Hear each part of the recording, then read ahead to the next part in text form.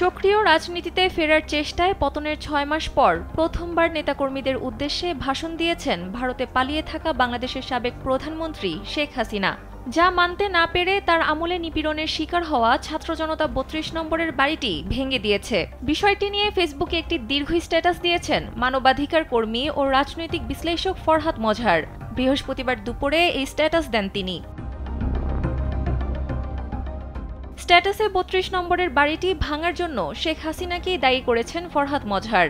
এ নিয়ে ফেসবুকে একটি দীর্ঘ পোস্ট দিয়েছেন তিনি, যেখানে হঠাৎ শেখ হাসিনার ধানমন্ডির ৩২ নম্বর বাড়ি ভাঙার পেছনে ৮টি কারণ সামনে আনা হয়েছে।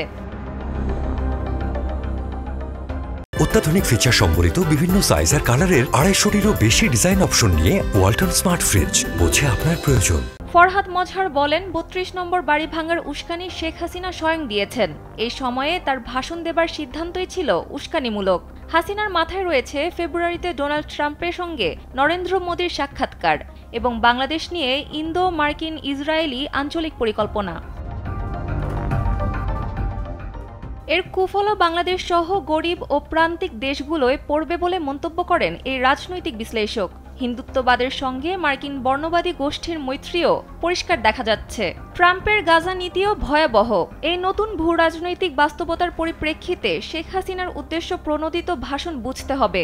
নতুন ভূ রাজনৈতিক সমীকরণের উপর দাঁড়িয়ে তিনি রাজনীতির যে ছক কষছেন, সেদিকে সবার পূর্ণ মনোযোগ নিবদ্ধ রাখতে হবে। ফরহাদ মজহার আরও বলেন, ছাত্র জনতার ন্যায়সঙ্গত ক্ষোভের পরিণতি হচ্ছে ৩২ নম্বর ধুলায় মিশিয়ে দেওয়া। এটা শুরু শেষ নয়। একে রক্ষা করার কোনো পদক্ষেপ সরকার গ্রহণ করে নাই। সেনাবাহিনী কিছুক্ষণের জন্য এলেও ফিরে গেছে। জনগণের বিপরীতে সেনাবাহিনীকে দাঁড় না করানোর নীতিও সঠিক। ফরহাদ মজহার বলেন, সবার মনে রাখতে হবে, দিল্লি প্রমাণ করার চেষ্টা করবে যে জানমাল রক্ষা করতে উপদেষ্টা সরকার ব্যর্থ। আন্তর্জাতিকভাবে ব্যাখ্যা করা হবে যে বাংলাদেশে কার্যত কোনো সরকার নাই, ফলে দিল্লি আন্তর্জাতিক সহযোগিতায় বাংলাদেশে হস্তক্ষেপের পরিকল্পনা করতে পারে।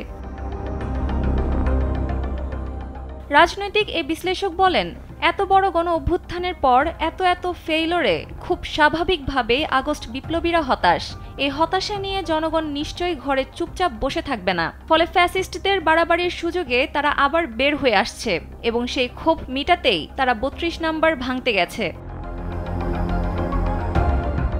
সানজিদা ইসলাম, কালবেলা।